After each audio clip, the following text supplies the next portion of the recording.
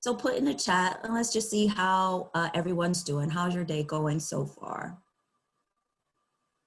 Got a lot of numbers coming in.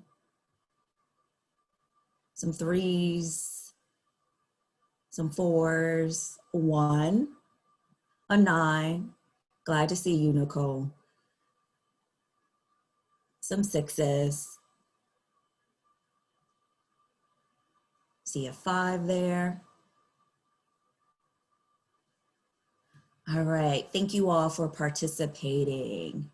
So I'm actually going to stop sharing my screen because there's just a couple more things that I'd like for us to do just to get us engaged before we launch into our topic, so that we can see each other's faces or our names.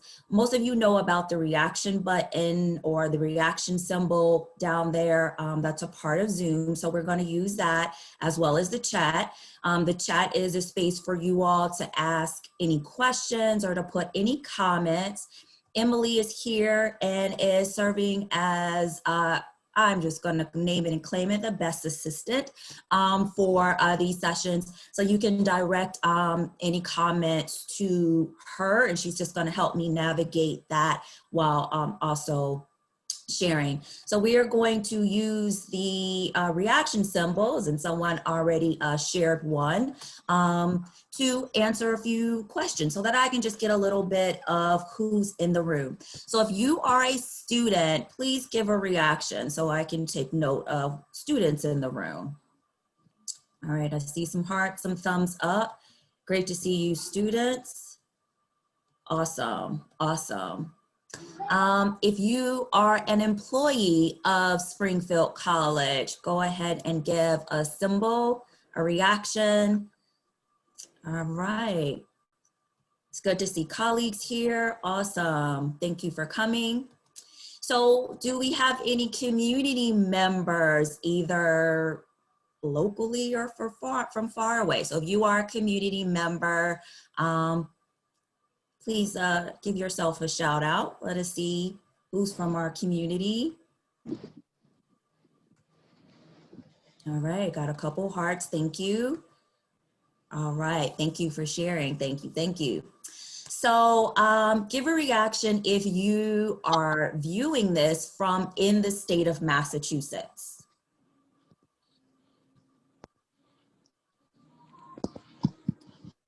Okay. Got a lot of folks in the state, a lot of folks viewing this from within the state. All right. Give a reaction if you are viewing this from outside of the state of Massachusetts. All right. Got some folks from outside the state. Welcome, welcome. I'm actually outside the state. I live in Connecticut.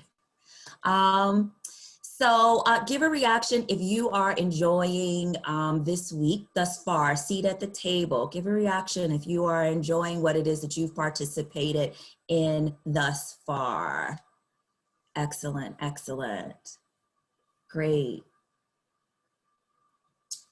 And one more. Give a reaction if you are familiar with the concept, the big idea of microaggressions.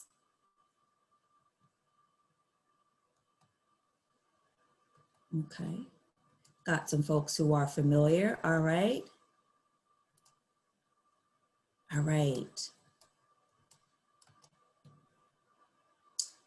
All right, thank you all for sharing. So I'm going to go back to my sharing my screen and we'll launch into our content.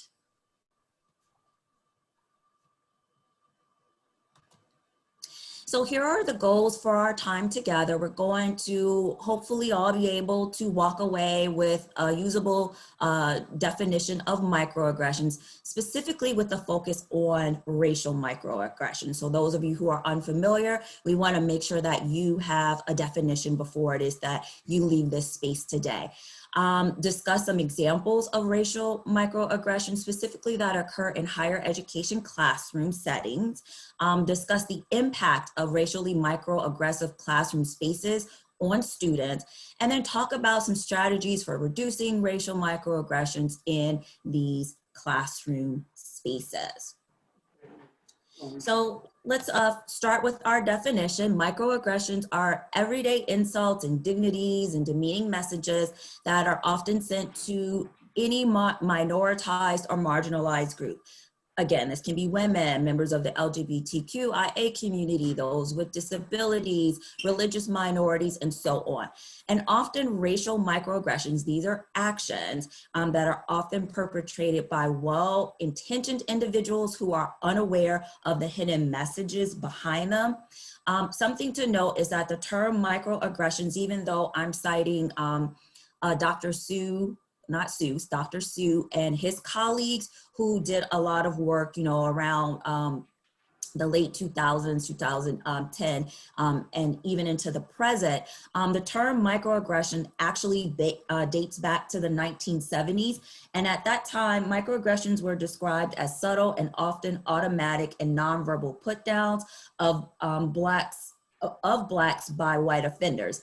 The nature of the interactions can appear to be harmful, but it's the repetitive nature of these interactions or these microaggressions that creates many tensions between many Black and white interactions. So when this term first appeared, it was on this very Black and white continuum.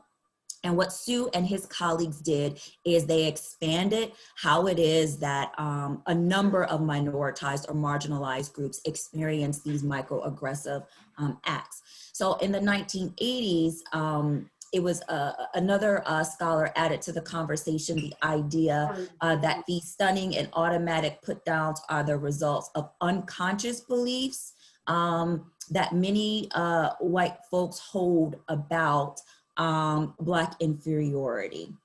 So that's just enhanced the definition or the understanding at that particular time. So what I'm going to share with you all now is we're going to look at a video hearing from Dr. Sue to be able to enhance our knowledge of microaggressions, and then we'll move on.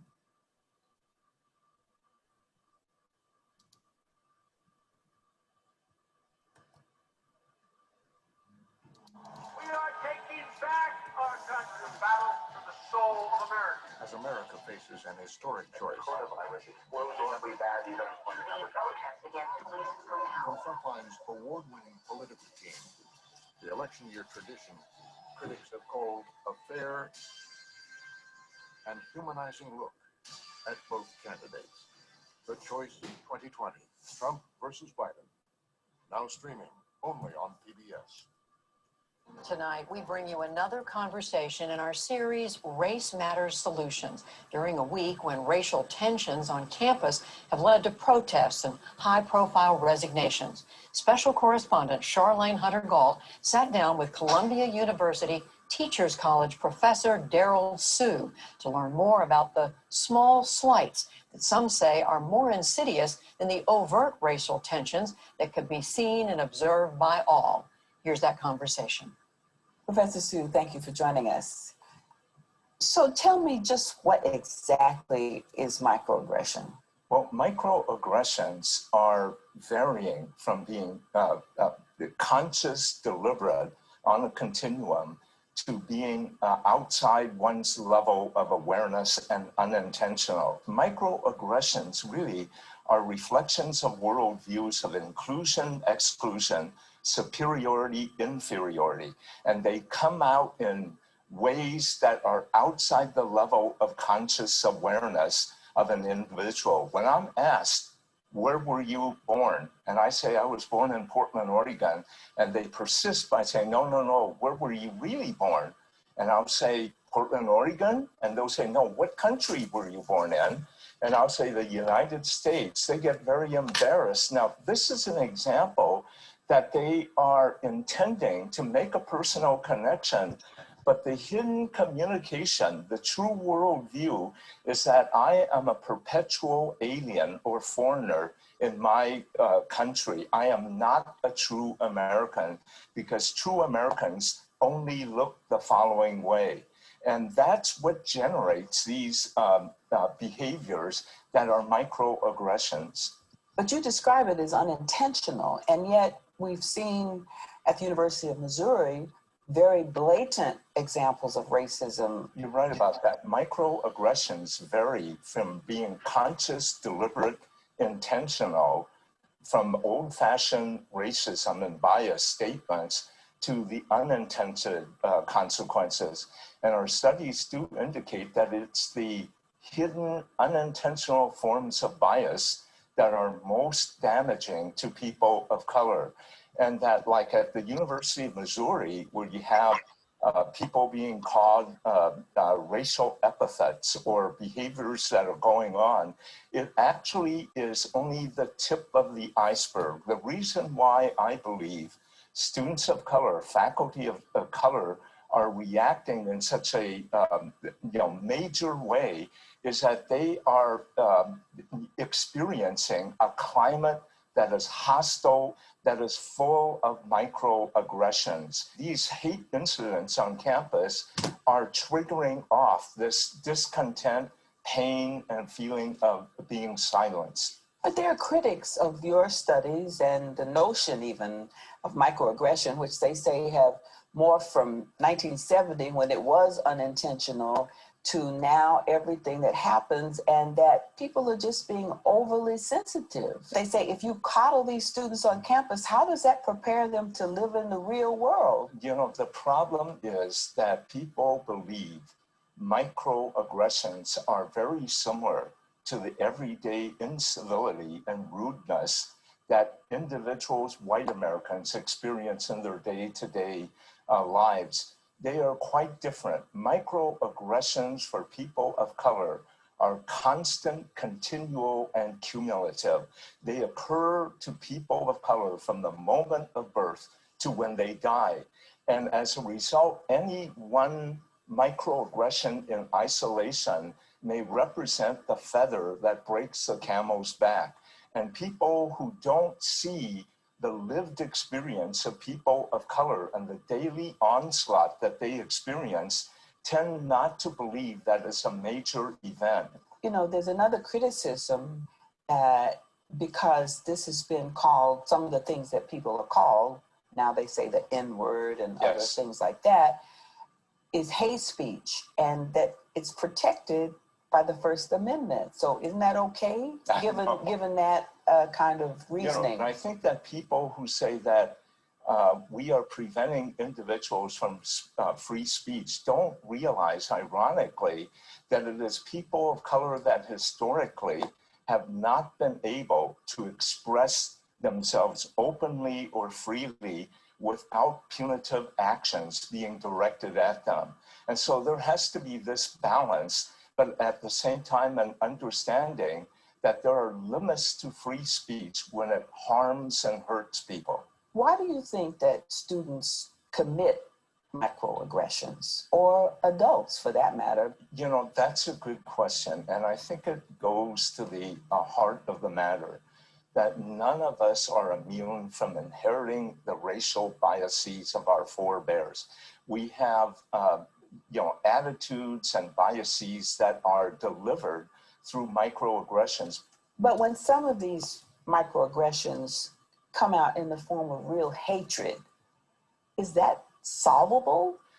We can deal with that deliberately, but the subtle forms of microaggressions are hard to prove, hard to quantify in some way, and very difficult for us to take actions against, because people oftentimes don't perceive it as harmful and significant.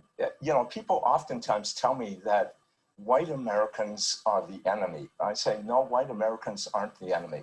White supremacy is. It's the social conditioning of the superiority of one group over another. And many white Americans are equally victimized because they have been socialized into a society that tends to imbue them with these images that they believe in, but it's no fault of their own. If you really reach white Americans, they can become valuable allies. One of the reasons why our research concentrates on the unintentional forms of microaggressions is very much what Maya Angelou said. it's the unintentional bias that does the greatest harm to people of color. And I oftentimes use the example that, you know, when you look at the disparities and inequities we have in education, employment, and healthcare, it is not due to the overt racists or the white supremacists. It is due to the well-intentioned teachers who educate our children, employers who decide who to hire, who to retain, and who to promote. And it is those individuals who are unaware of their hidden biases that are having the major impact on our standard of living. Professor Sue, thank you for joining us. Well, thank you.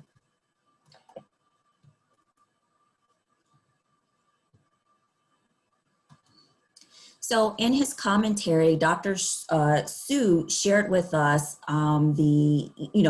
emphasized what microaggressions are. He also shared some examples, even talked about what the impact of microaggressions, broadly speaking, are, and even hinted at some of the things that we can do to mitigate the impact of microaggressions broadly speaking. Something else that Dr. Sue commented on as he was sharing, again, because his work adds to the work that came about specifically as microaggressions began to morph a little bit in the 1980s, where microaggressions were this idea that these behaviors were stunning and automatic, these put downs, and that they were the result of unconscious beliefs about white supremacy and Black inferiority, lends to, just a quick conversation around implicit bias, because implicit biases and microaggressions do go together. Implicit biases are more so those, as Dr. Sue mentioned, these attitudes and behaviors that we have learned from our forebears.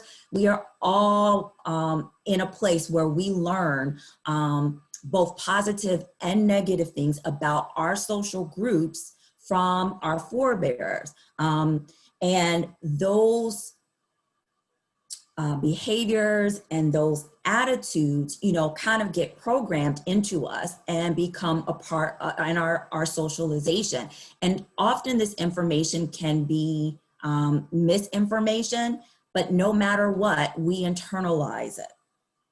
And even though we may experience or come into opportunities where we can refute or that information that our forebears helped in shaping us, again, whether positive or negative, those things still influence our behaviors. So again, implicit biases often are just what it is that we have been programmed with by our communities, by our families. Schools are a place where it is that we are socialized, our peers socialize, help in the socializing process as well.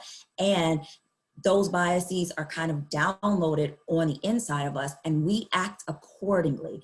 And that lends to the, kind of implicit nature of some microaggressive behaviors.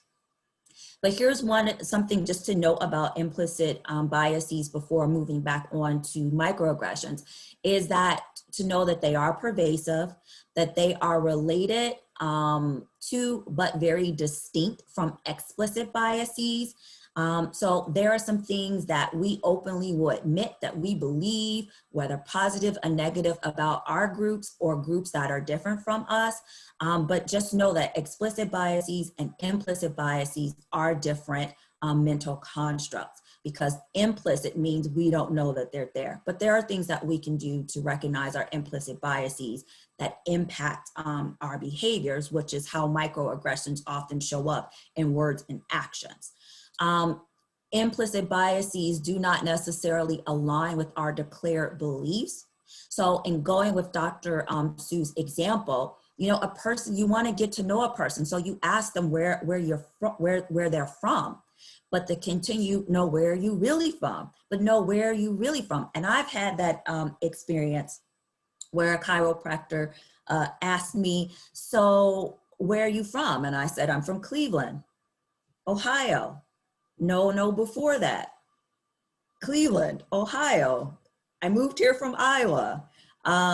No, where your ancestors from? Like my family's from Italy, you know, the sense of my people, you know, I said, well, my grandparents are from Mississippi. No, you know, and it's just more, you know what, I'm a descendant of enslaved Africans. I can't tell you beyond, you know, knowing that my folks come from Mississippi. So there's this sense of wanting to get to know, but, you know, recognizing that the mental construct of wanting to be able to categorize people, and that's natural that we want to categorize people. We want to put people in certain boxes. That's what the mind does.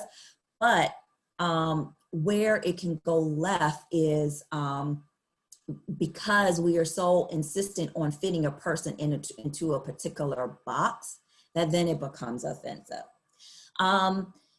With implicit biases, we typically favor our own groups, but it is important to know that implicit biases are malleable, that they can change, but we have to recognize that we hold biases, which every single person here holds biases. We all do. We are socialized in a society that communicates through media and a number of other ways, valuable qualities about certain groups, and certain groups are not considered as valuable. We all internalize that. So it's important to know and recognize that all of us here are in a position where we can learn and grow. All right, let me just pause for the cause there. One, to take a deep breath, and then just to check in with everyone before I keep going.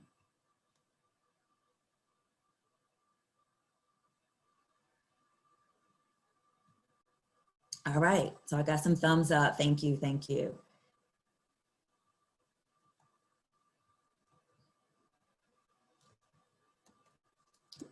All right, so getting more specifically and talking about microaggressions, and specifically racial microaggressions. So we know that race is a social construct. It was created for a particular reason.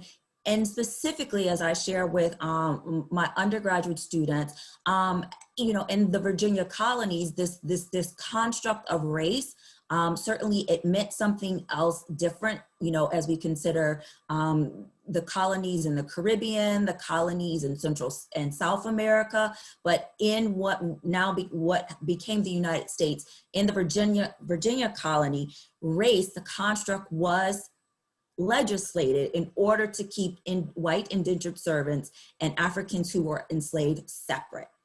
But in order to make sure that this separation not only physically took place, but ideologically took place, was to create this structure known as racism. And I often define, you know, consider racism as what are the laws, policies, and procedures that advantage one racial group over the other. So racism, again, can be described as a system of power and superiority for one race over the other.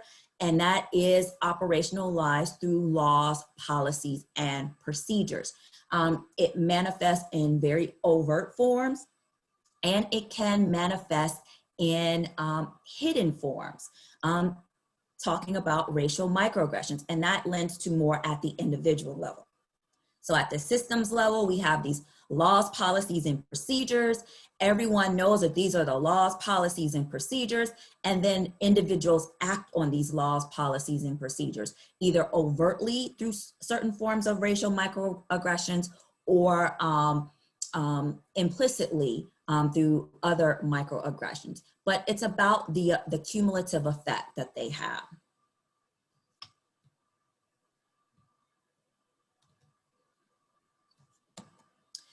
All right, so there are, let me go back, I skipped one, forms of racial microaggressions. And anyone who's familiar with Dr. Su and his colleagues, their work, they break microaggressions, whether it's gender, sexuality, into a couple of different categories. But something that is similar is that we can define microaggressions, specifically racial microaggressions, as either an assault, a micro insult, or micro invalidation. So an assault is explicit belittling. So that's not unconscious. That is at the very conscious level. So that's an explicit bias. Well, someone will articulate something that belittles a person you know, based on their racial identity. So whether that is overt name calling, overt behavior,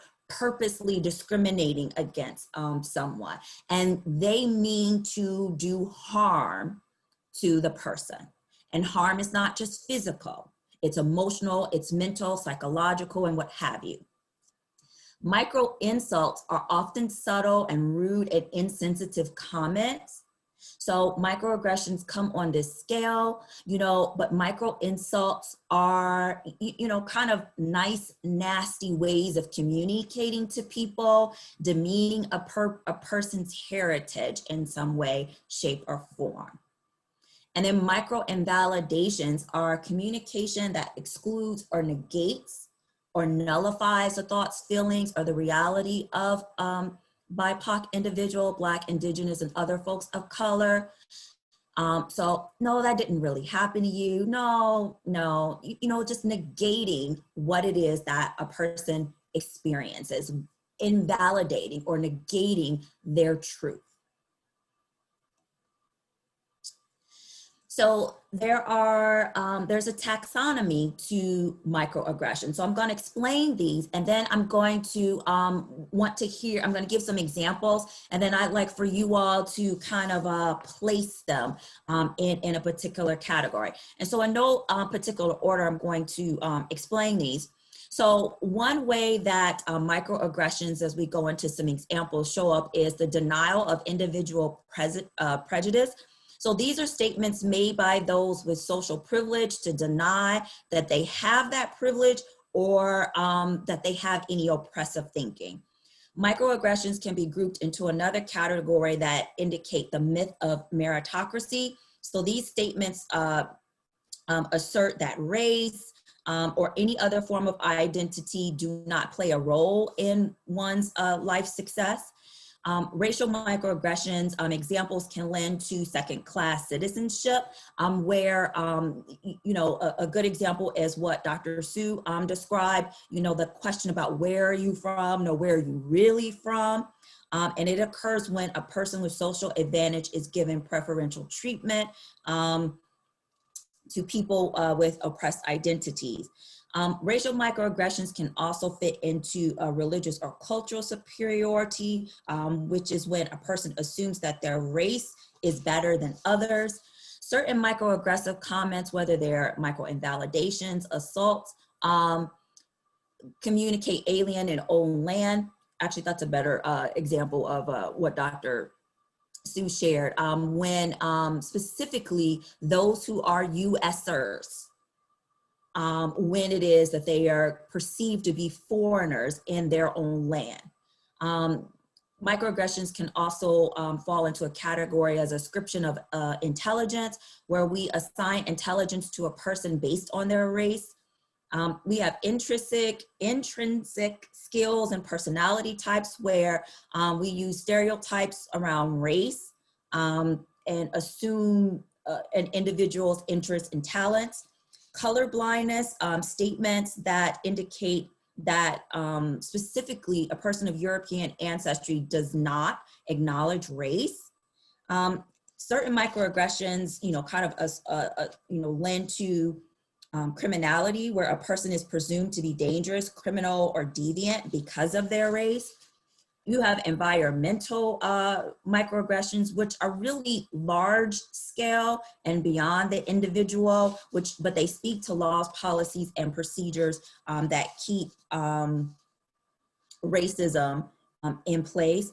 And then that one in the second column, the second one, I'm getting tripped up on that word, but it's there for you all. And communication styles. So the notion that values communication styles that are part of the dominant culture. So let's go over some examples. And because I can only see a few of you on my screen when I share the screen, but I want to keep this here for you all. You know, go ahead and unmute yourself if you believe that you can place this particular example in one of our taxonomy kind of like brackets there. So let's go with this one. So this is a microaggression, and I've heard colleagues who've experienced this one, where an African-American professor who is kind of in their suit and tie is mistaken for the bellhop or service person. So that's a microaggressive action. Which group do you think that fits into? Where an African-American professor is mistaken for a service worker, and the experience I've heard of where they were mistaken as the person in the hotel who helps you bring in your luggage. That will be microassault. Microassault. Myth of mediocrity. Myth of meritocracy. Any other thoughts? Second class citizen. Okay, I heard second class citizen. And Description of intelligence. Ascription of intelligence. Description of intelligence. All right, any other guesses? Intrinsic skills. Land. Alien in one's own land is what the last one I heard. This one actually fits with, is an example of second class citizen, where there is this assumption, so the bias is that, oh, I make this automatic assumption that people of color are not successful, and so therefore do not occupy high status positions. Okay. All right, so let's try this one. I can't be racist. My friend is Puerto Rican. I voted for Obama. My girlfriend is Asian. Maybe that shouldn't have been the right accent for that one, because I think that's a male. Denial of individual prejudice. Denial. Okay, yes. I agree. All right. So, someone who has that particular bias believes that they are immune from racism or displaying racist acts because they have positive relationships with folks of color. So again, knowing a person of color does not absolve one from committing microaggressive actions. All right, what about,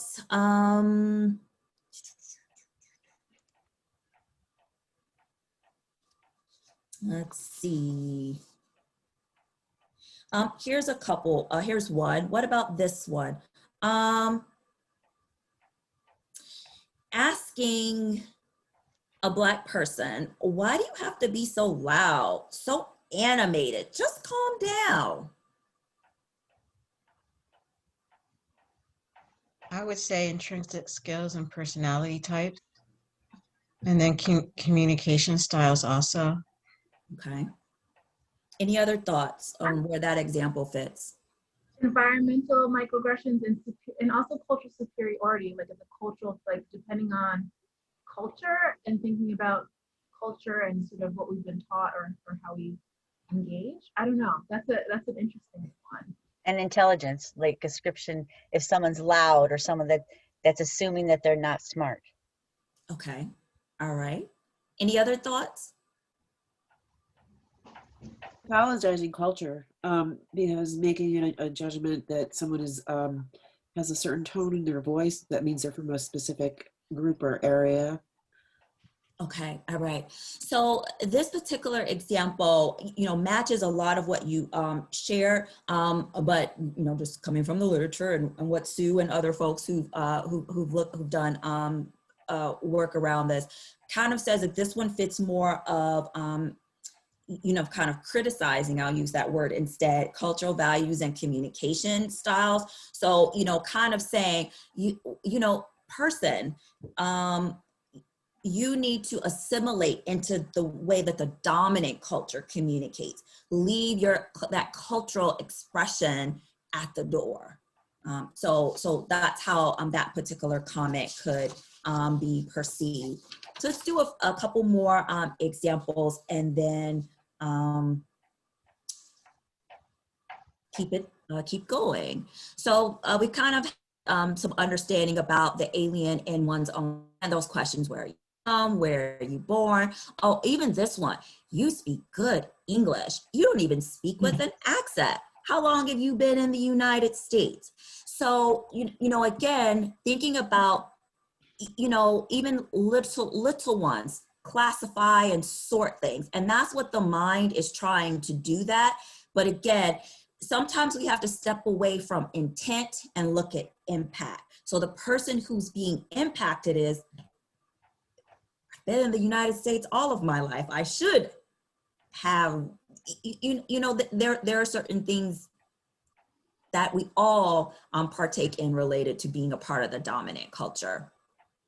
What about this example? So assuming that Asians are naturally more intelligent in the sciences and math.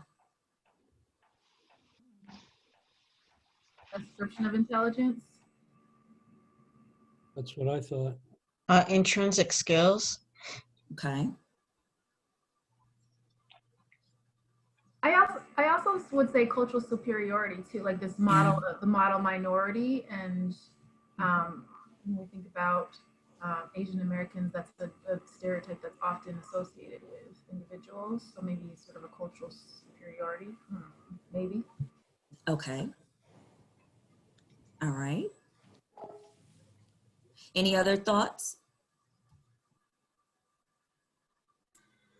I have a question, Stephanie. Yes. About that. So when you say religious or cultural superiority, and then that example, is the person creating the microaggression assuming they are always the superior one? Or like if you're thinking Asians are superior intelligence, that's my question.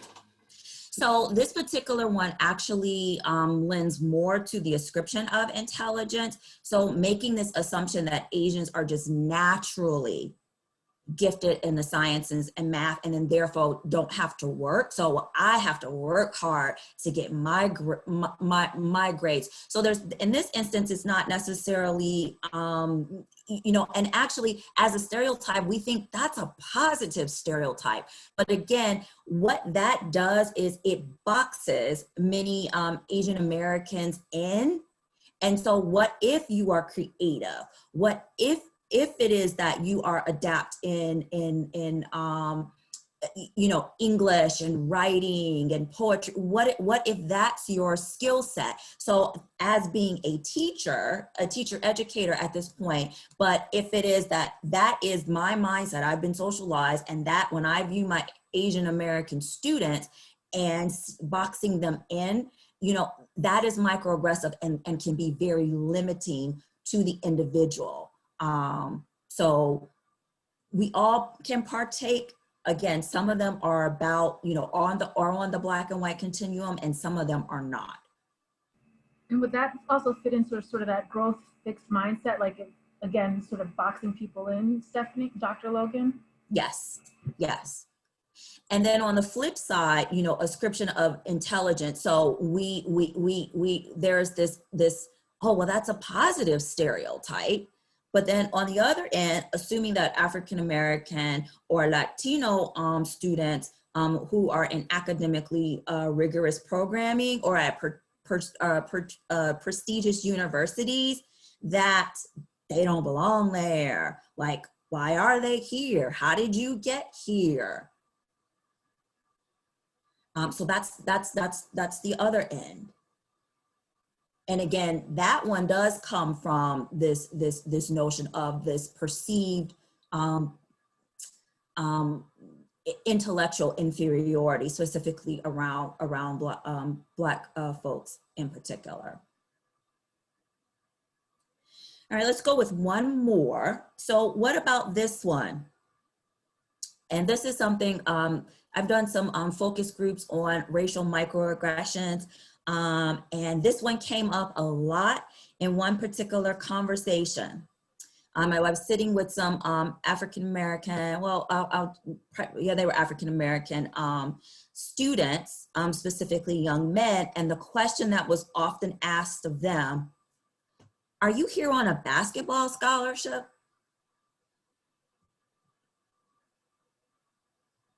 So what do you think that's an example of?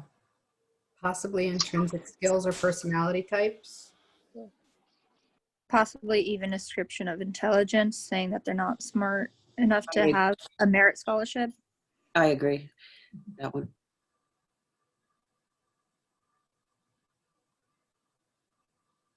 So the thought of, okay, well, they can't be here because of merit, that's that assumption, that implicit bias aligns with the ascription of intelligence or perceived unintelligent or non-intelligent. And then the intrinsic skills and personality types, this assumption that when it is that we see, especially Black male students, that they are here for sports. They're in the university setting to play a sport. Okay, so those are just a few examples of racial microaggressions, broadly speaking, and certainly we could go on and on. Well, actually, let's go on.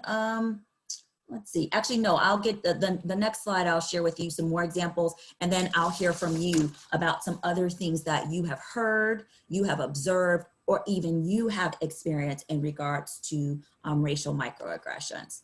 Dr. So, Logan, why yes. is the next slide? There was a question by one of in the chat about intrinsic skills, to kind of just maybe recap. I think they said, what is intrinsic skills then? I think. Okay.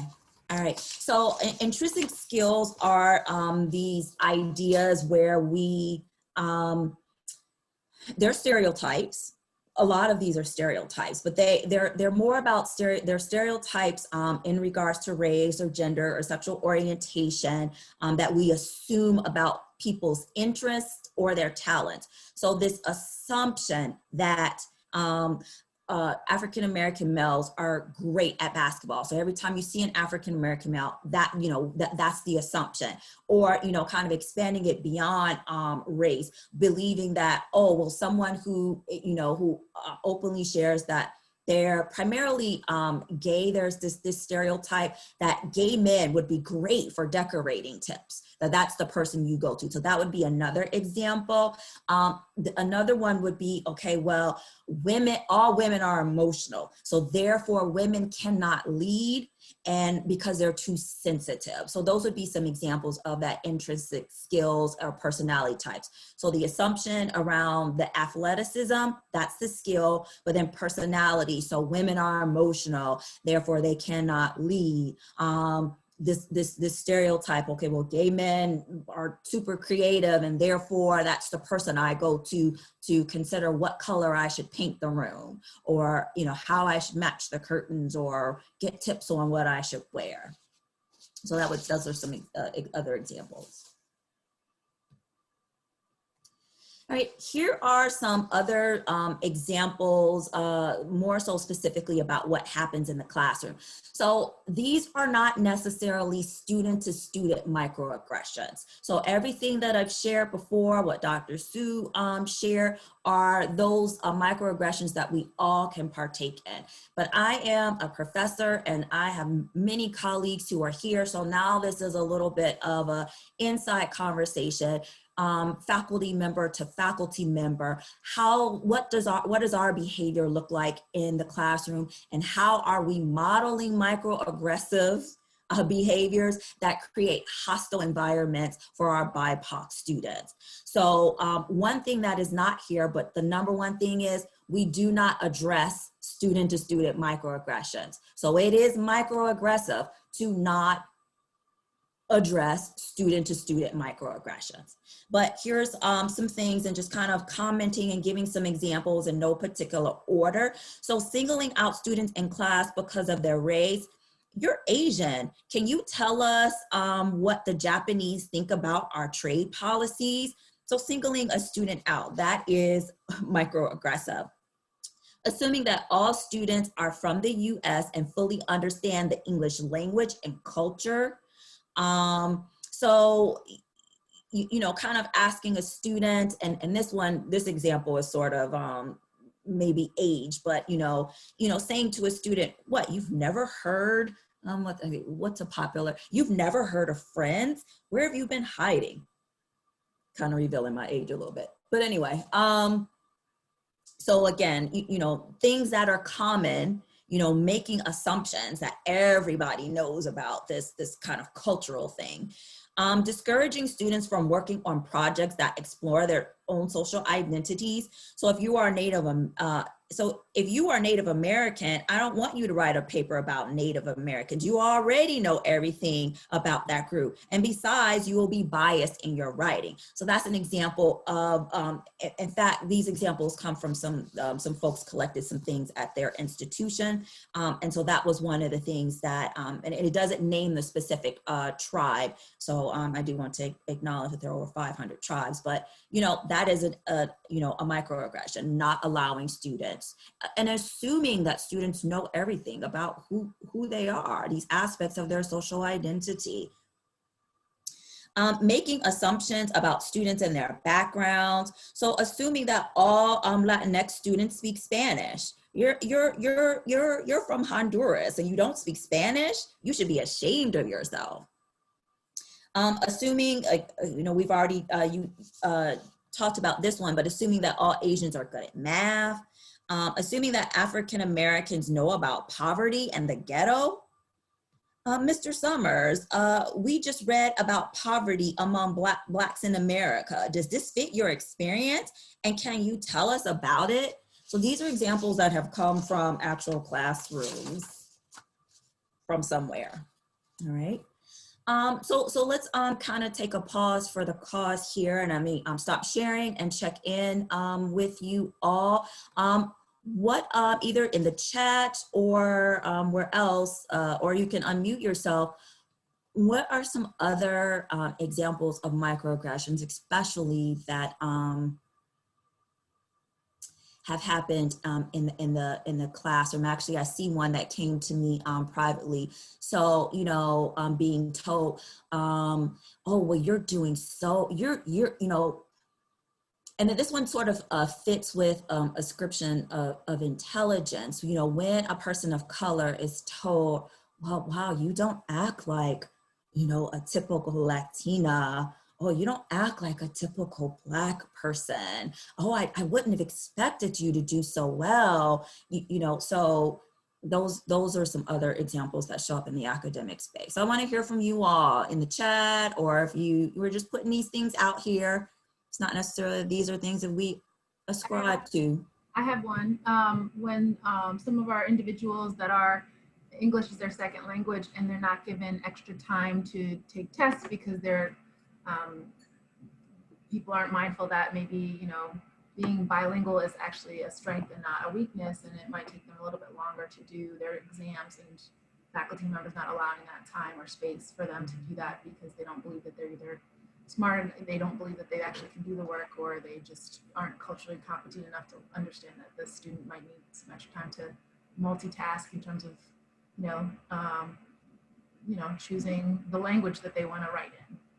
Absolutely. That sense of recognizing the mental constructs of language. So, a person is reading in English, translating in language, in the home language, gaining understanding, and then putting that back out. It doesn't happen like that for everybody.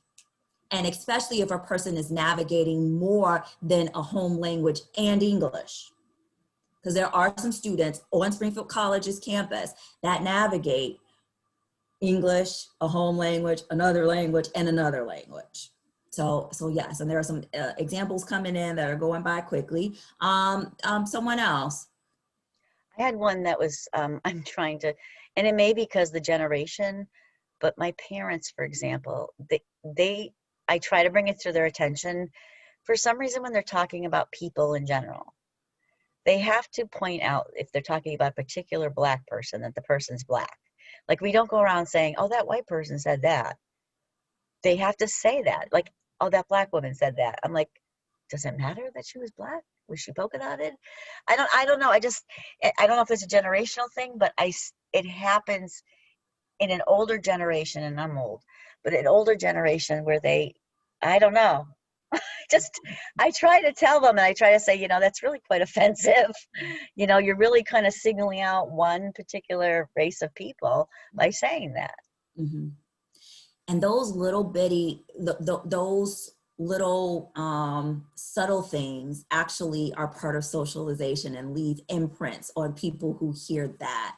So there's an ascription to when it is that we single out, oh, well, you know, the Samoan person said, you know, so then, oh, so it's about, we connect what came after to Samoan. So those little things do help in our broader socialization. One thing that I saw that came across as someone who loves her natural hair and changes it every week, but, you know, in the academic space, it's what's in here. I mean, this is what I get paid for. I don't get paid for, you know, how curly the hair is, if it's in braids, if I have a head wrap on any given day. So while we, and I go and speak for myself, I appreciate compliments. We are in an academic space. Did you read my article? I have a book, a few books. I actually just had a book come out. So if you read, those are the things that in academic space that we lead with. So our students are also experiencing where certainly, you know, folks want to offer compliments because it's like, wow, you know, your hair really can do some things. But again, man, that was an awesome essay. Lead with that. Lead with the fact that we are training scholars. We've got scholars in training, so lead with that. Then, and by the way, after you tell them how great their essay was, love the hair. Would anyone else like to share? I have a question, not so much an example of a microaggression, but more so kind of referring to the implicit bias that you were speaking of earlier.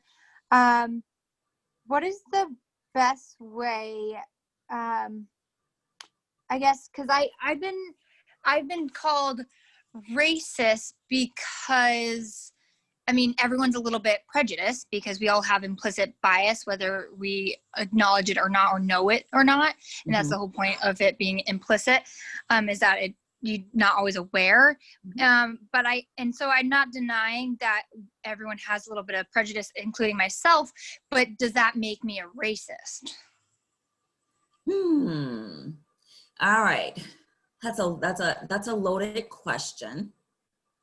And there are a number of schools of thoughts on that, Megan. So here's one school of thought. One school of thought about using the term or ascribing or saying someone is a racist. Well, let's do this. Often we need to deflate folks walking around in hooded capes and the like, with the swastika, neo-Nazis. Like we need to often separate those extremists from the word. So let's separate those from the word. And this is just one school of thought. So let's just take those people off the table. And when some people use the term racist to describe the behaviors, the actions of a person of European ancestry in the United States context, is more about being a beneficiary of structure. So the structure was set up, think of laws, policies, and procedures, go back to the Virginia colonies. And even though that was a long time ago, one thing about law is that we don't erase things and throw them away. Like these laws haven't been shredded and no one knows. We know that these things were there.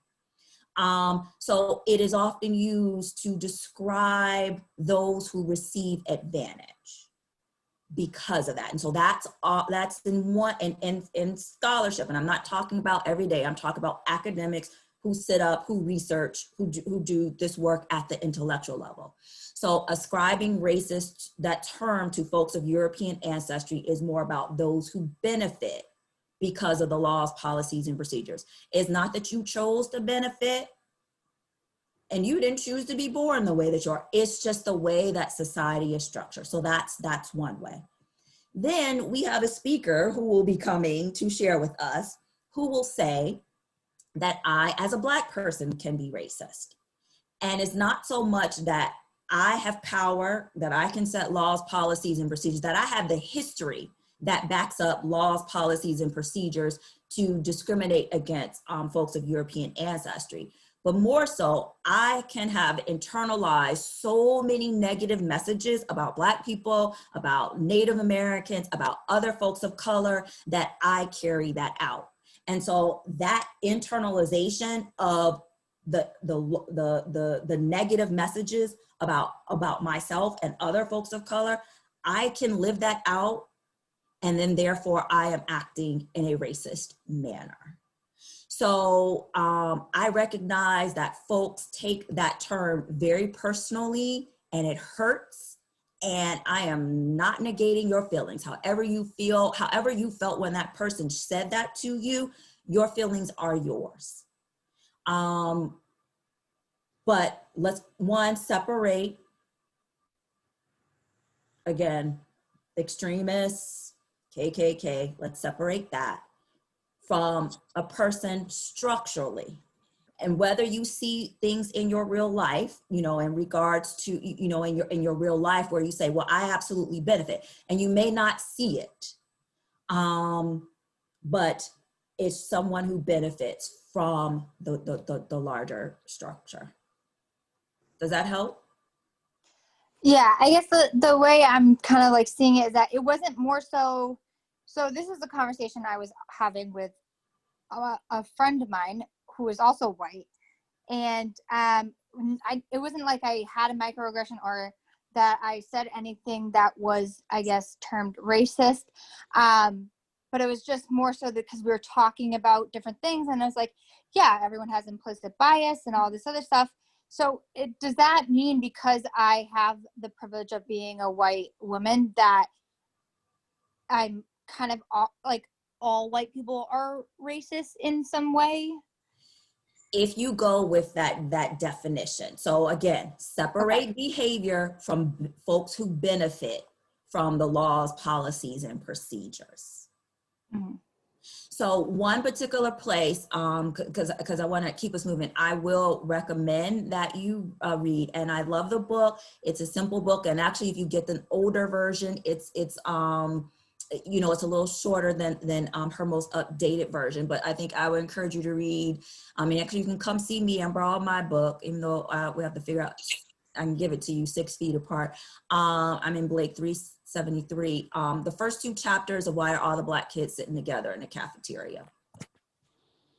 That explains this a little bit more. And she writes it's a very user-friendly book. It is in the library, yes, over in our learning commons. So you can get it there. But that might help give you a little bit more insight, and by someone who this is the work that she's done for a long time in helping folks understand these concepts. Okay, thank you. Okay. All right, so want to keep up with our time, and then so that we have more time at the end, let me jump into a few more slides, and yeah.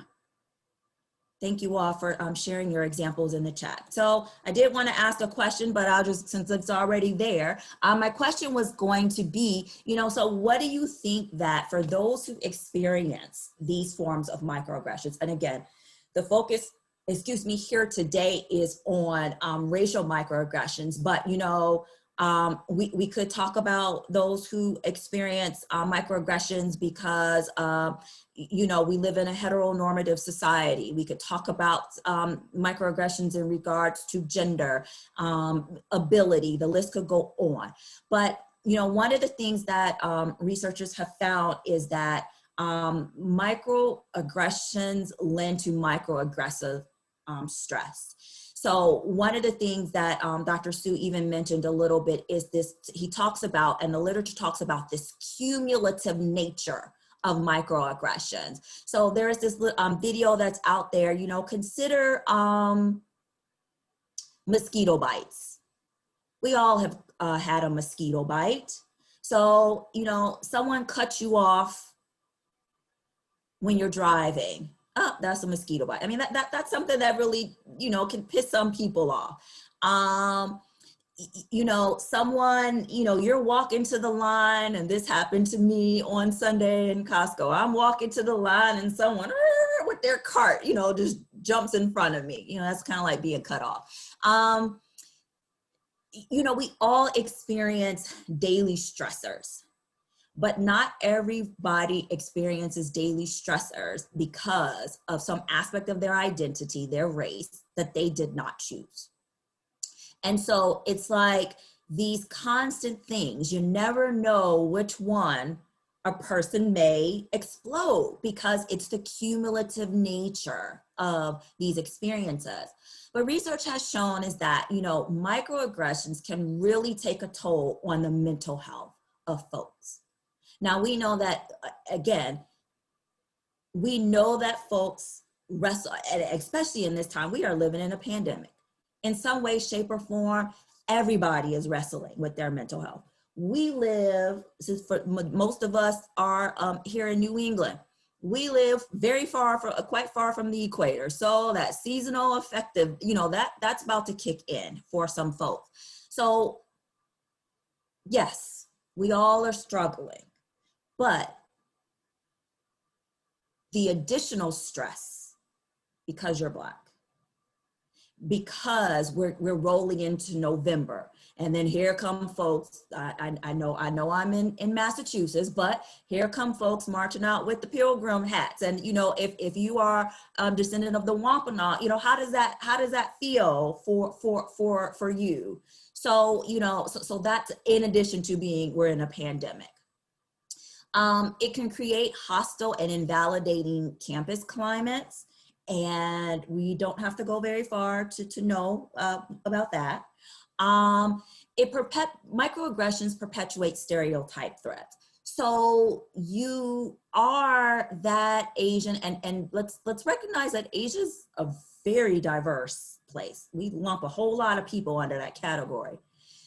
But you're an Asian American and you're in a math class, but you really excel at writing, and you're in this math class, and there's this, you know, there's this expectation. So there's this dualistic experience that you're having because you know about this stereotype that you're supposed to perform well, but math that's just not your thing.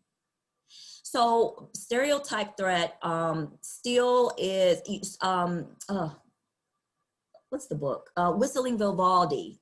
I read that for anyone who wants to know more about stereotype threat. And that is, you can get that through interlibrary loan, because I got it from Ithaca College through our Learning Commons. So stereotype threat, where students will respond to the stereotype. And what Whistling Vivaldi and the work of Steele and others have found is that when we remove the stereotypes, that women in math and sciences will perform as well, if not better, than men in math and sciences. That when we remove the stereotypes, that Black students will perform the same as, if not better. So there's a lot to work around stereotype threat. And for you real quantitative folks, I'm a real qualitative person, but Steele's work, it's very, very quantitative. It creates physical health problems. So not only the assault on mental health, but it can manifest in, you know, there's work around, more recent work around some of the health disparities and the thoughts of the high blood pressure, heart disease, and a number of things specifically in the Black community, African Americans in particular, are related to the from birth, as Dr. Sue shared, microaggressive experiences. And then it can lower work productivity and problem solving skills. So if you are under this constant microaggressive stress, you know, how productive are you going to be in your division as an employee? What's your problem solving skills going to be because you were just under this stress? All right, and I'm gonna just jump to the last slide, last two slides, so that we can have some further conversation, maybe. Oh, no, not thank you, not yet. All right, so here's some things that we can do to address and eliminate microaggressions, but I do also want to give some specific things for my, my colleagues here. So to my colleagues, one of the things that I highly want to encourage is to not expect students to be experts on any experiences beyond their own. Do not make them speak for their entire group or others. So just because you have a student who identifies as a Latino, Latina, Latinx, does not mean that they have the academic background to speak for all Latinx folks. One thing that we should do is set high expectations for all of our students. We shouldn't limit to, oh, you're from Springfield, you went to a Springfield high school. Oh, you're from Hartford, you went to school in Hartford. No, we should set high expectations for all our students, communicating that they are all bright, that they all are talented, and in letting them know that they will do well in your class, and that you have high expectations for all of them. And some of that is some in the literature around stereotype threat. You know, when we have these high expectations, we communicate that we believe in all of our students and that we are here to help them meet those expectations. That opens students up to being successful. Do not assume that all students in your class have a good command of the English language. Or have intimate knowledge of U.S. culture. And I do want to use an air quotes, a good command of the English language, because, you know, if we want to get real technical, the folks over here in the U.S., do we really speak English? You know, just considering where English comes from. So, yeah.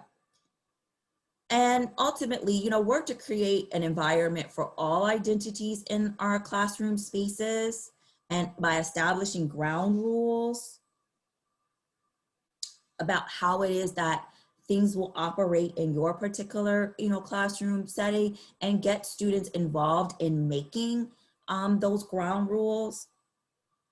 And again, I said earlier, but I definitely want to reiterate, is to be cognizant that microaggressions are also directed by students against other students. So be prepared to interrupt them. Even if you're not sure how to address the climate issue at the moment, it is appropriate to stop the problematic behavior immediately and then follow up.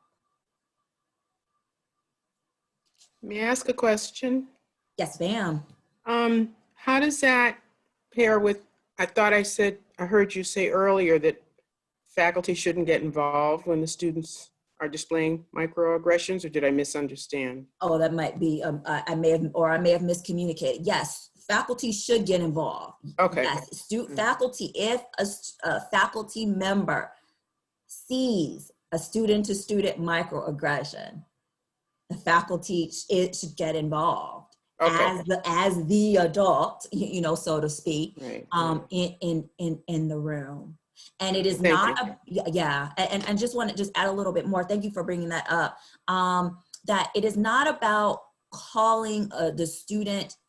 We want to call all of the students in. So we don't want to call out, that was a bad behavior. No. We want to call, we still want to pull in that student who may absolutely be unaware about the behavior and the impact.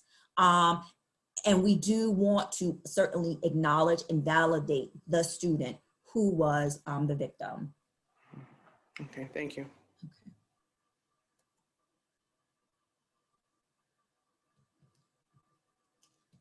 Thank you. There's a question, Dr. Logan. Any advice, this is a student, any advice on what to do if I see a faculty to student microaggression? So one of the things, it's a challenge for students to speak to a faculty member because there's a power dynamic difference. And as a student, I would not say to you, go to the faculty member, unless it is, and even if it is that the faculty member has been microaggressive to you, there may be opportunities for a conversation. So let's just take it that way.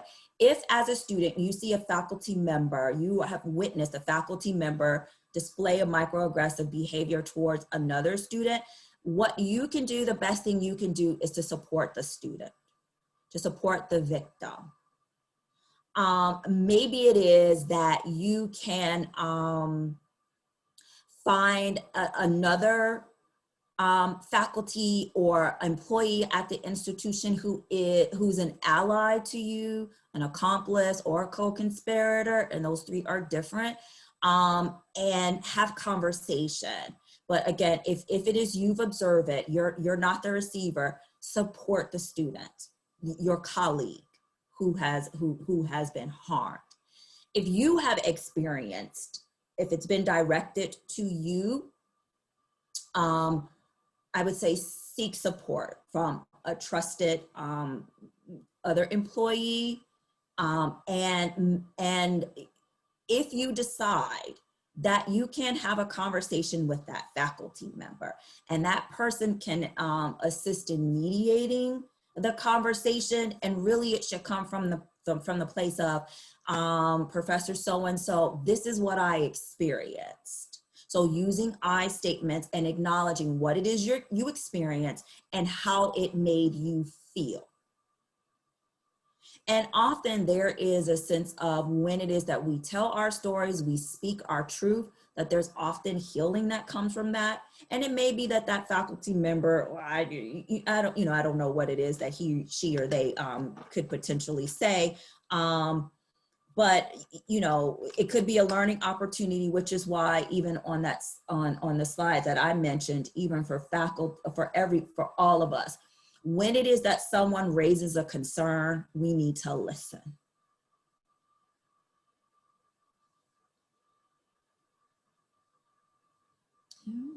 Any other comments or questions?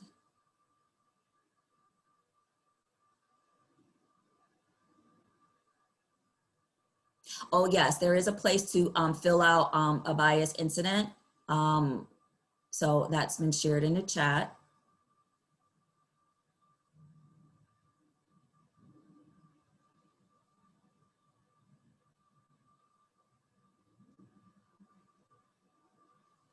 I have a suggestion too from my background. Yes, ma'am. I graduated from Springfield in '70, and my career was at Springfield Technical Community College. When some students did see the microaggressions from their faculty members, they would tell me. I was their dean, and so I supported the student by talking to the faculty in a non-threatening manner. So it might be helpful if we suggested some of our students talk to another faculty member who could speak to the faculty member who probably doesn't understand what is happening. I had to do that quite a bit.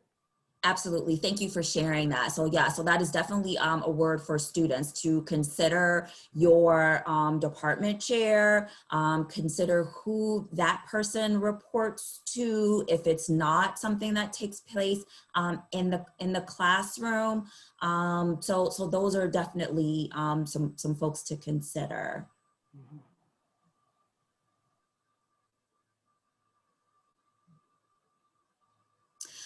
Here's a good question. So using the term ghetto as a description, not towards someone, but something, is that considered a microaggression? I'll put that out there to you all.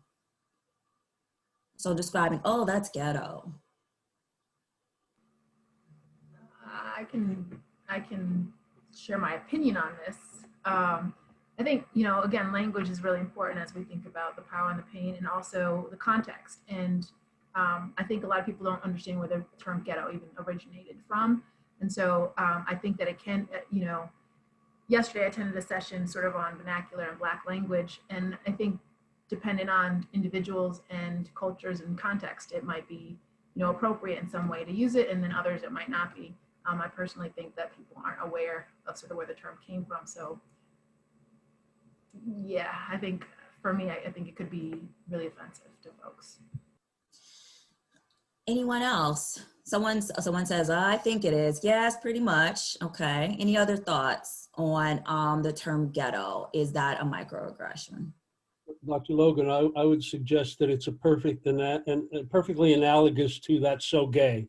You know, it just seems so fraught, you know, unless the context is so incredibly user-friendly and everybody knows everyone incredibly well, it just seems so potential for being problematic. And also how you use it, right? So if you're literally talking about, when you think about the actual term ghetto, if you're talking about ghettos, that might be appropriate to use it in that context. So again, I think it's, you know, you have to understand the history of the language and how are you using that word. And unfortunately, it's stigmatized to Black people. So when you say "that's so ghetto," it's automatically going to refer to a community. So you know, just like John said, "that's so gay" is going to the gay community. So unfortunately, that word itself is linked, unfortunately, to the Black community. Yes. Someone else unmute. I guess I have a little bit to add kind of to that. So like I grew up in Springfield. So it's almost like saying, it's such a common word that I honestly don't sometimes think about it. Like I never use it like negatively, towards someone. It's kind of more like it was used like as an adjective, like growing up. Like if someone's like holding their bumper together with some duct tape, like we would be like, oh, that's ghetto. So I'm just kind of thinking, like, in that context, would it still be, I guess, like a microaggression and just not realizing it? Yeah, so, you know, as it was shared, I'm trying to, because this is where I wanted to go. Thank you, David. And as your comment keeps going by, you know, one of the things that Professor Lundquist, at some point, Dr. Lundquist brought up is understanding the power of language. And that while, yes, there is this connotation, and we have to acknowledge, there are negative connotations with Black. And there may be some things, if I say Black a number of different ways, there are probably going to be some things that pop up in your mind. And so ghetto, and if I said Black, you know, like there's these associations. But historically, in the United States and even in Europe, it was about economic status in some ways. Many Eastern European Jews were put in ghettos. Ghettos were a lot of Irish and Italian immigrants lived in ghettos. So they're, you know, and we're in an academic space. So the sense of let's have a larger understanding about language. And then we are in a position to make better informed choices about the words that we choose. So yes, I have seen, there's somebody I watched on YouTube, Schuler King, and he has this thing where he talks about people who hold their cars together with all types of things. Someone for the radiator put a fan in the car, you know, but you know, instead of, wow, what an industrious individual. Wow, what a resourceful person to be able to get some duct tape to you know, to tape that bumper, you know, on the car. And then while I'm here, let me just go ahead with because I'm unmuted, with the N-word. One of the things I heard Isabella Wilkerson, The Warmth of Other Suns, and she's got a new one out, Cast. There's more to the title. I heard her speak a few years ago, and you know, she talked about her. I see you've got a hand raised, about the use of the N-word in her book. And one of the things that she shared gave me pause. You know, most of us, you know, I know we don't spend a lot of time thinking about when it is that our time on the earth will end. But for many of us, we want to be surrounded by our loved ones who are sharing how much they loved us, how much they will miss us, or even when they give us permission to let go. But it's that sense of love and that warmth. That's what we want when we transition. And just imagine that transition being violently put upon you, and the last word you hear is inward, inward, inward. Like these are the last words you hear before your life is taken from you.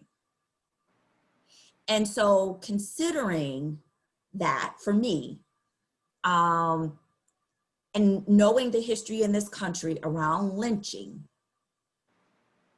to use that word liberally, from my perspective, does a dishonor and disservice to people who didn't have that transition, surrounded by their family, by their loved ones, being cradled in love as they made that transition. So, Dr. Jones, yes, ma'am. Hi. Thank you so very much for the opportunity to be a part of the session. It's interesting to me that both of those words were chosen as in the thought process or in the scheme or in the motif.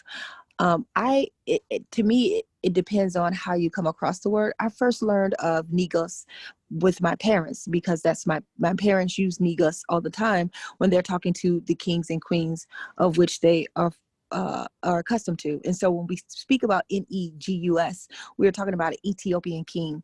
And that's how I came across that. Right now, being here in America, and I'm originally, my people are from Nigeria, but I was born and raised in the United States. And so in that thought process of what is royalty and what is not, and what was mistaken and what is, has always just, I've been perplexed by the thought process. Staying within the thought process of ghetto, my first experience with learning about ghettos were concentration camps, Jewish concentration camps to be specific. And so thinking about different nationalities, cultures of people in these termed ghettos have that's an expanded thought in my world. And so all the time when I hear things like that, I've always just asked for clarity as it relates to whom are you speaking, or to as what, because that term in regards to ghettos or negus, a nigga, or nigger, I mean, it takes on completely different connotations. And I think it's an interesting conversation. So thank you. Thank you. Thank you for sharing. Eileen, I see that your hand is raised. I just want to say that one of the most interesting conversations that I've heard about the N-word, if you go to YouTube, it's a conversation between David Chappelle and Maya Angelou.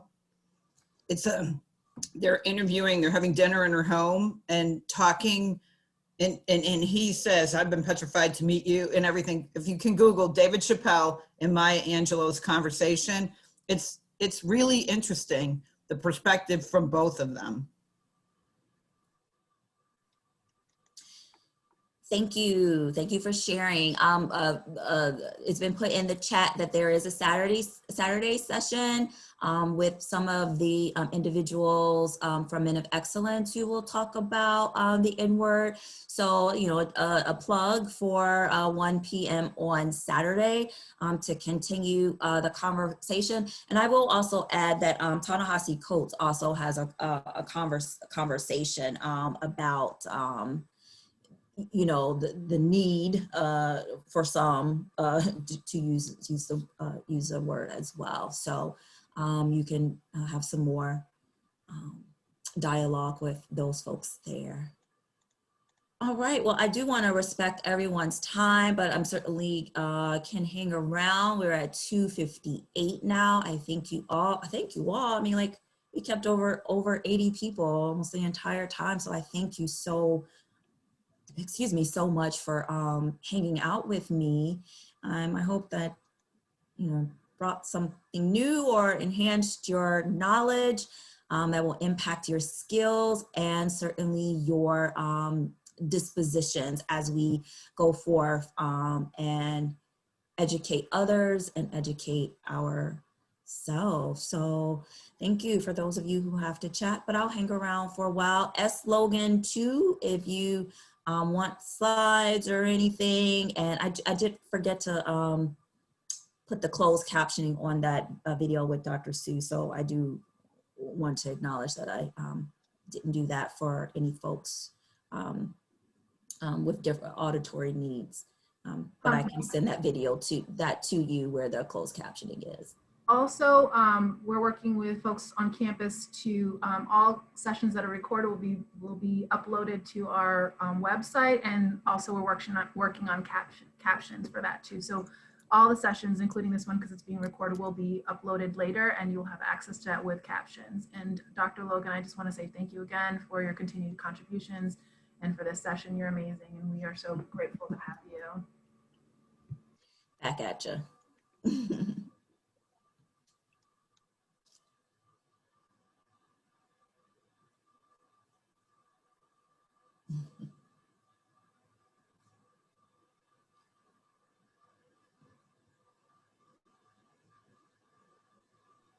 I personally just wanted to say thank you to Dr. Logan for making this like an open conversation to better educate myself and to be able to educate others.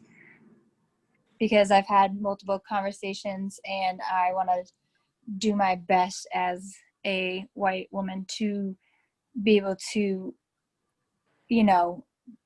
not be racist or try to acknowledge microaggressions or try to acknowledge when either myself or someone else is displaying a microaggression, and being able to recognize that and being aware of it.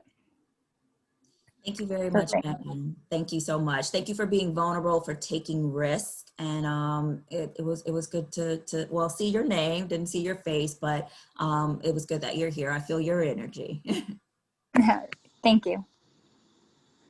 I want to step in too and just say thank you. I think this was amazing. I didn't get a chance to catch all of it. So I don't know if you actually put your email address or contact information in there, because I would love to just get the information. I'm not from Springfield this college. And so I don't know if I would have access to this afterwards. Well, I just put my email in the chat. I certainly can share my slides. Thank you. And that would, be my, other contact information when I email, when I get an email. So yeah. And Dr. Jones, it should be on both our OMA, the Office of Multicultural Affairs, which is a public space, and also sort of the main page. And then we have a YouTube channel for Springfield College, which I know our kickoff is already up there, and I believe that yesterday's sessions will also be placed up there. Okay. David, I don't know if you can confirm that. David's been working on, we're trying to, we are archiving. I'm like, what's the word? It's one of those days today. Archiving this week-long event that the Collaborative Council and the office in Springfield College is. They should be up at some point. I'm not handling putting them up. I'm the one recording everything. So, or myself and my students, and we're gathering them, and then we pass them along. So, but they should be available, and they'll be available in the college archives as well. Thank you. I really appreciate that. I think this has been great. So thank you for opening the door to people who are not STIC community to get a feel of this learning and education that's going on. So I appreciate you guys. Well, that's the whole point of a seat at the table, is to build community, build our community, transforming our communities, and making education accessible, and knowing that it doesn't just happen in the classroom, right? It's in and out, and also building our community partners. So I'm not sure where you're at, but I encourage you to continue all week. We have some really great sessions, so please come back to the table. Thank you. I appreciate it. Peace. Bye.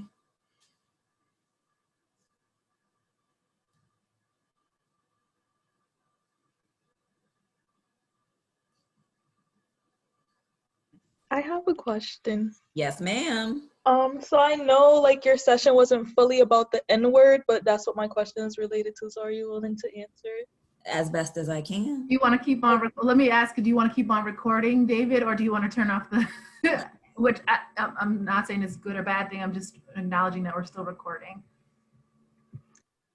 That's up to Dr. Logan. I'm actually going to pass the buck to the person asking them the question.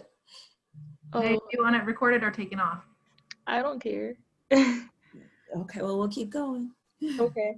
So like, how do you feel when like professors and like teachers use the N-word for like an educational context? Me, I personally, I don't like it because I feel like instead of saying the actual word, you can just say like N-word and people will know what you're talking about, because when people say N-word, they're thinking of that word. They're not thinking of any other word that starts with the letter N. So it's like, why do you have to actually say the whole word?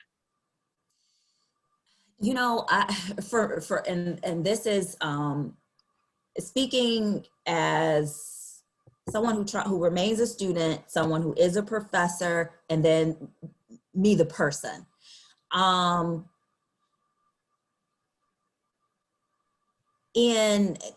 will say in what I teach, I have no reason to use it. I have no reason to use it in the slang version or the hard ER. Literature, though, I do recognize specifically, and there are some seminal works by some essential authors who use the word with the hard ER. And in that context, reading it or it being read, and even thinking about plays, to me, those spaces, it is appropriate, especially for a period past, but in some ways, sometimes present. So as a part of art, literature, dramatic, what have you. But yes, discussion. I don't see that it necessarily needs to be used. Someone may absolutely disagree with me. But again, I share it with you why, for me, what that word means. And I do picture, like, you know, bodies,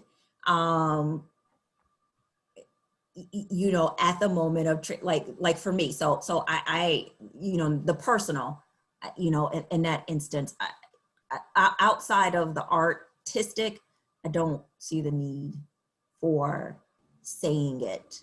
Also, can I add? Slang or with the hard ER, because people who do, in my opinion, are doing it specifically with the hard ER, are doing it to get a rise out of people. Now, I will say, before something, I have a colleague who, Dr. Eddie Moore, who does a session, and he uses it in his session. He says it. He's Black, and he says it, not A with the ER, and he is saying it to get an emotional response out of people. I have been in the session, and I have felt something emotionally, and I have watched other people. In that context, he's using it as part of as part of his educational toolbox. And there are some people who can do that, and some people who shouldn't, and some people who just can't. Yeah, so that's not an easy answer. I mean, but I hear what you're saying. Mm-hmm. So like, you think like if like the professor is using it for like an emotional response, like you think it's okay, even though it wasn't even for a literature class? I'm gonna let you know that now. You know, I don't know. I just felt some type when he said it, and it was with the ER. You know, and he said it 3 times like in a row. You know, not being, you know, in the place and space, I can't say 100% for sure. But if I had been there, just here, based on your description, I absolutely would feel a certain kind of way. I absolutely would feel a certain kind of way. And then I would have to make a decision if I were a student. How do I deal with these emotions? Do I share, like in this space, in a way to either one, have my perspective validated, or do I listen to consider the other side? But if I were a student, I'd have to figure out how to deal with it. And then, does that change my relationship and my view perspective of that professor? Probably. And then how am I going to navigate that? Because in many ways, as much as we would like to, we cannot change our faculty, just like I can't change my students. So the main person I can control is myself. So could I, if I were a student, say to this person, help me understand, like, as a student, I'm just trying to get an understanding of, this word was said 3 times in a row. And just as someone who's about to be a teacher, pedagogically, I don't understand. So throw that pedagogy out there. Why was that the pedagogical strategy used for that particular moment? And then hear the person out. And then certainly coming from, as someone who identifies as Black, this is how that word resonates for me. And this is how in that moment, and whether it is that classmates were looking at you or not, you may have experienced that, oh my goodness, I'm feeling this, and there could potentially be all of these eyes looking at me. So, communicating it, because maybe that professor has no clue. But then also at the same time, that person may come down, this is the pedagogical reason why, and I will continue to use it. And you have a voice, tell people don't take class with that person. Right, right. Speaking of sort of the pedagogical, oh my goodness, pedagogical. Okay. Now I can't say pedagogical. Pedagogical. I can't say it either now. Studies. I was gonna just say that Elizabeth Stoddard Pryor, who's a professor over at Smith, and also the daughter of the comedian Richard Pryor, she does a lot of work on sort of the history and the pedagogy and the study of the N-word. And I've used some of her stuff to talk about this. And we might have even talked a little bit about this, but one of the things that I walked away from her sort of analysis and ideas around it in the discourse is that, at the end of the day, if you're really about true social change and social justice, how do you continue to use a word that still, for some people, is offensive? And so for me, that really grounded me in terms of, I hear the side of that people use it as a term of endearment, but again, there's consequences for who gets to use this. And I know, David, we've had this conversation too. At the end of the day, anyone can use it. The consequences may be very different for whom uses it. And I think Coates also shares that in his, when he talks a little bit about this. And so for me, that was really clear that, like, why would I want to use this or have, continue to use this word or engage in this if we're really trying to change something. And I think the feelings at the end of the day for some people, if you still engage in that behavior or use that word, then are you really making that change?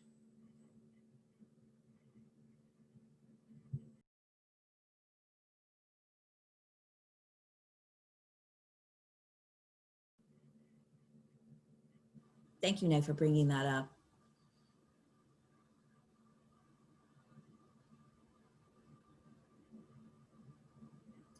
We got some other folks hanging out here. Anybody have anything to share? Or have y'all walked away? I've had students too. I'm still here. I'm actually missing class. I decided to stay. Oh, well, no, I mean, you've spoken, so I know that you're here. It's too bad that your instructor, your faculty member didn't allow you to, I'm sorry, not cancel. They didn't exchange class for an opportunity to participate in a seat at the table. Because yeah, that's the word. Yeah, none of my professors did that. That's the word to use, exchange. Okay. I need to stop saying it. I cancel class. No, as an alternative, I encourage you to attend at least 2 sessions. Yeah, we're exchanging. Hi, Charity. Hi, sorry, I was one of those people that did walk away. I'm also juggling full-time job at the YMCA. At like 2:45, we have to get kiddos off the bus. So like while I was walking out to the bus, I'm listening, doing everything, but I was like, I'm definitely gonna be like on the cusp of like just missing the end of it, but everything has been phenomenal today. Thank you so much. Oh, awesome, awesome. Yes. Gotta make sure the kiddos are safe. So yeah. All right, y'all, I'm gonna head out. Again, Dr. Logan, thank you. Everyone, thank you. David, thanks for the recordings and archiving this. And Nay, thank you. And Megan also for being vulnerable and asking really tough questions and putting yourself out there and taking that risk. I really, truly appreciate that. And Emily, and I know Danielle, I think was the folks working on. Yeah. Thank you, thank you, thank you. Thank you, thank you. I'm also gonna end it for everyone as I've got to transition over to another 2 meetings.